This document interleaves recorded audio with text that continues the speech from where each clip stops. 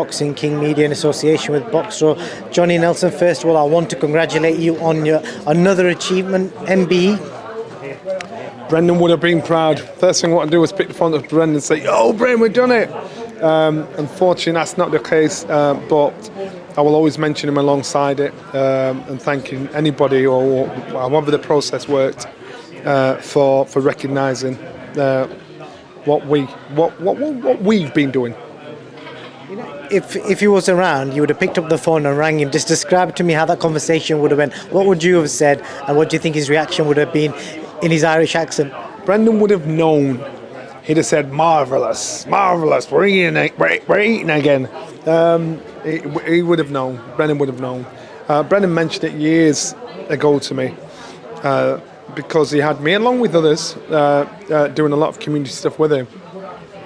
I didn't really understand the importance of it. I didn't really understand why it was something that meant so much to so many. It gives you a voice, it gives you a chance to actually push your agenda in regards to what you're doing community-wise. That's what it does. And so if this makes a difference to the people that I've been working with over the past and opens a few more doors in regards to getting help and working within the community on my own doorstep, then so be it. But I properly respect and appreciate it. Good stuff. GBM Sports, February the 10th, is arranged a media lunch today in Sheffield. How excited are you? Because you're kind of seeing the whole journey with Izzy from day one. I think he's a Sheffield boy, and what he's doing is getting Sheffield businesses involved in his journey too. I'm a Sheffield boy. You know, I've lived here, born and bred here. I see businesses, I've seen Sheffield change over the years. So it's nice to see a young, vibrant, good-looking chap like Izzy getting involved in boxing. He knows all sides of it. He can be very professional. He can be one of the boys. And to me, it's a great way to start. It's part of the journey. Give it five years' time, and this man will be in a massively different position. Remember, to put a boxing show now without TV is very hard. And so for him to still do that, you know, his man's putting on 5 or 6 shows a year plus a minimum, and then he's got this place, Bijou in Sheffield. Wicked. You know, the owner's like bent over back and said, "Let me help you out here." You know, he's giving him a platform to say, "Yeah, we want to get involved here." To me, again, important because it helps everybody scratching everybody's back, and that's the kind of little trick Brendan used to do, get everybody working together. So I actually like him. I like what he's doing. The main event he's got on. How do you see it going? You just did a bit of a head-to-head with both fighters, Hamed Gaz and Reece Mould. It's a 50-50 fight on paper, Yorkshire Derby. Yorkshire Derby, Gad is 18-0. Reece Mould's only lost to Lee Woods, 17 fights. I think he's knocked 6 or 8 of his opponents out, so he can box as well as bang.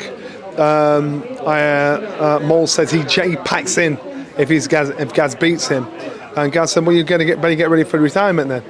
And I think, right, you know, it's a bold statement to make.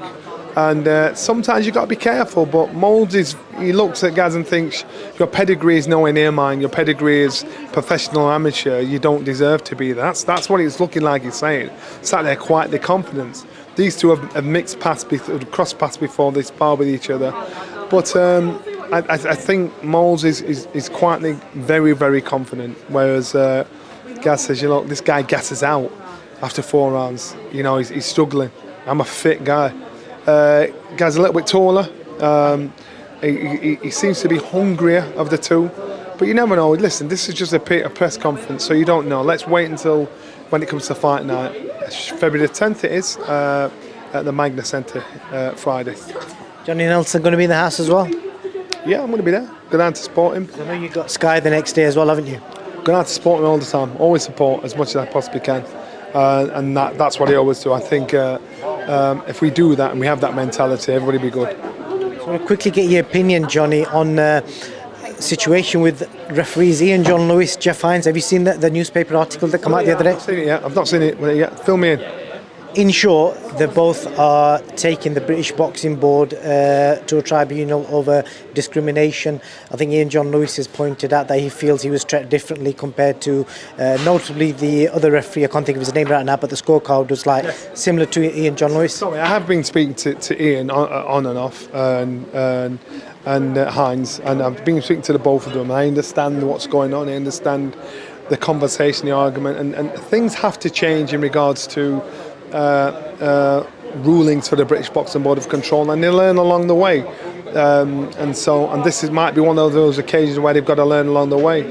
Now, in regards to Ian John Lewis, you know, I always said, Ian, get in front of a camera, explain yourself, because unfortunately, what happens is, if a fight is being judged, a referee's done his job, be it wrong or right, he hides behind somebody at the boxing board and they give his statement out. There'll be less discrepancy, there'll be less backlash if whoever was the offending party stood there like I am now and explained what they saw, because it's hard. It's all right. Anybody can make a mistake, and everybody has an opinion. Ian had his opinion. He thinks he was the scapegoat for the in regards to the Jack Catterall, Josh Taylor fight. He thinks it was a scapegoat. He was told that, as far as I know, he was told that he was being assessed anyway. But to be assessed in such high capacity fight, it doesn't make sense. I understand his argument. I understand Jeff Hines' argument. If they and the law is the law, so if they are doing that, then if the law is not an ass, it'll do the right thing and get the right result.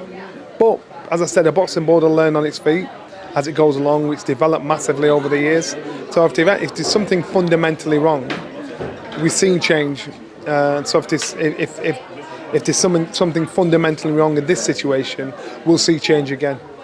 I know from your past you kind of stand up against any form of discrimination. Obviously, as Brendan said, back in the days, you was training in a gym where there was NF signs outside the gym. So where do you stand with it, from hearing Ian's side of the story and what Jeff is saying, and then obviously you look at the scorecards from what all three judges did on the night?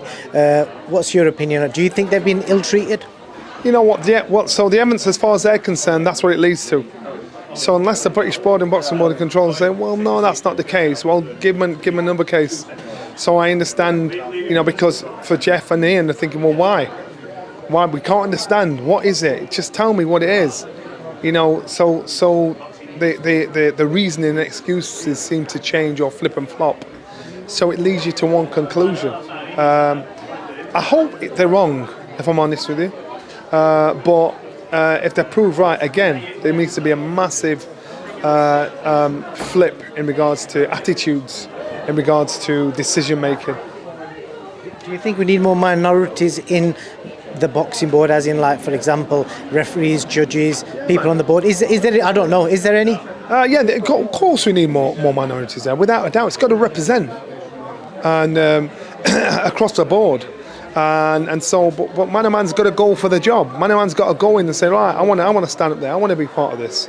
But of course, there needs to be representation. Johnny, appreciate your time as always. I'm going to let you shoot off. Thank you. Bless. Understand.